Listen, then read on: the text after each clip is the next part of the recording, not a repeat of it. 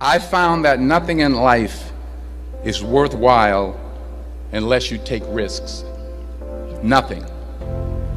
Nelson Mandela said, "There is no passion to be found playing small and settling for a life that's less than the one you're capable of living." Now, I'm sure in your experiences in school and applying to college and picking your major and deciding what you want to do with life, I'm sure people have told you to make sure you have something to fall back on. Make sure you got something to fall back on, honey. But I never understood that concept, having something to fall back on. If I'm going to fall, I don't want to fall back on anything except my faith. I want to fall forward. I figure at least this way I'll see what I'm going to hit. Fall forward. This is what I mean. Reggie Jackson struck out 2,600 times in his career, the most in the history of baseball. But you don't hear about the strikeouts. People remember the home runs.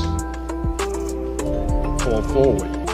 Every failed experiment is one step closer to success. You've got to take risks, and I'm sure you've probably heard that before, but I want to talk to you about why that's so important. I got 3 reasons, and first, you will fail at some point in your life. Accept it. You will lose. You will embarrass yourself. You will suck at something. There's no doubt about it. And I know that's probably not a traditional message for a graduation ceremony, but hey, I'm telling you, embrace it. Because it's inevitable, and I should know. In the acting business, you fail all the time. Early on in my career, I auditioned for a part in a Broadway musical. Perfect role for me, I thought, except for the fact that I can't sing. I didn't get the job. But here's the thing. I didn't quit. I didn't fall back. I walked out of there to prepare for the next audition, and the next audition, and the next audition. I prayed. I prayed, and I prayed. But I continued to fail, and fail, and fail. But it didn't matter, because you know what? There's an old saying, you hang around the barbershop long enough, sooner or later you're going to get a haircut. So you will catch a break. And I did catch a break. Last year, I did a play called Fences on Broadway. Someone talked about it. Won the Tony Award. And I didn't have to sing, by the way. But here's the kicker. It was at the Court Theater. It was at the same theater that I failed that first audition 30 years prior. The point is, every graduate here today has the training and the talent to succeed. But do you have the guts to fail? Here's my second point about failure. If you don't fail, you're not even trying. I'll say it again. If you don't fail, you're not even trying. My wife told me this great expression. To get something you never had, you have to do something you never did.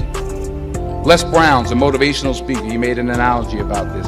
He says, imagine you're on your deathbed, and standing around your deathbed are the ghosts representing your unfulfilled potential. The ghost of the ideas you never acted on. The ghost of the talents you didn't use. And they're standing around your bed, angry, disappointed, and upset. They say, we came to you because you could have brought us to life, they say. And now we have to go to the grave together. So I ask you today, how many ghosts are going to be around your bed when your time comes? You've invested a lot in your education, and people have invested in you. And let me tell you, the world needs your talents. The Middle East needs your help. Japan needs your help. Alabama needs your help. Tennessee needs your help. Louisiana needs your help. Philadelphia needs your help. The world needs a lot, and we need it from you. We really do. We need it from you young people. I mean, I'm not speaking for the rest of us up here, but I know I'm getting a little grayer. We need it from you, the young people, because remember this. So you got to get out there. You got to give it everything you got, whether it's your time, your talent, your prayers, or your treasures. Because remember this, you will never see a U-Haul behind a hearse.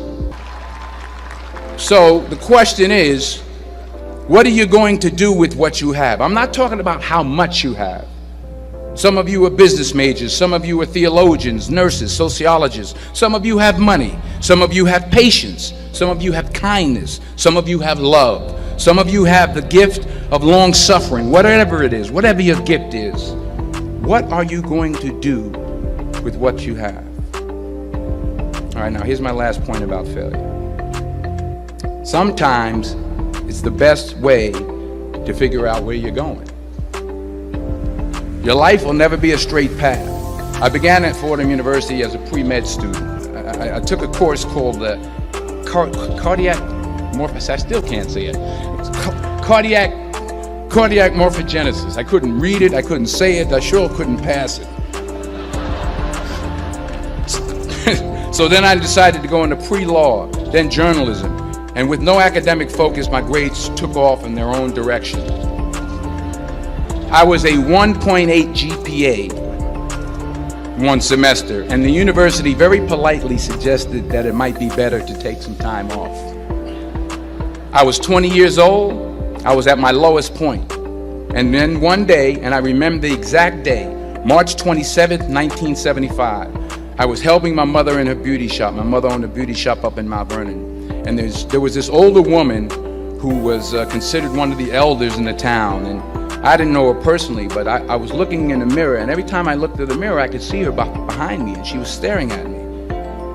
She just kept looking at me. Every time I looked at her, she kept giving me these strange looks.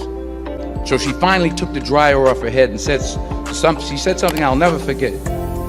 First of all, she said, "Somebody give me a piece of paper, give me a piece of paper." She said, "Young boy, I have a prophecy, a spiritual prophecy." She said, "You are going to travel the world and speak to millions of people." Now mind you, I'm 20 years old, I'm flunked out of school. In fact, like a wise ass, I'm thinking to myself, maybe she's got something in that crystal ball about me getting back into school next fall. But maybe she was onto something, because later that summer, while working as a counselor at the YMCA camp in Connecticut, we put on a talent show for the campers. And after the show, another counselor came up to me and asked, "Have you ever thought about acting? You're good at that." So when I got back to Fordham that fall, I got in and I changed my major once again for the last time. And in the years that followed, just as that woman prophesied, I have traveled the world and I have spoken to millions of people through my movies. Millions who up till this day couldn't see me, who up till this day I couldn't see while I was talking to them, and they couldn't see me, they could only see the movie. They couldn't see the real me. But I see you today, and I'm encouraged by what I see. And I'm strengthened by what I see. And I love what I see. You'll see everything I'm talking about today. You'll see what I mean about taking risk or being willing to fail. Because taking risk is not just about going for a job. It's also about knowing what you know and what you don't know. It's about being open to people and to ideas. And I can't think of a better message as we send you off today. To not only take risks, but to be open to life, to accept new views, and to be open to new opinions. To be willing to speak at a commencement at one of the best universities in the country, even though you're scared stiff. While it may be frightening, it will also be rewarding. Because the chances you take, the people you meet, the people you love, the faith that you have, that's what's going to define you. So members of the class of 2011, this is your mission. When you leave the friendly confines of Philly, never be discouraged, never hold back, give everything you got. And when you fall throughout life, and maybe even tonight after a few many glasses of champagne,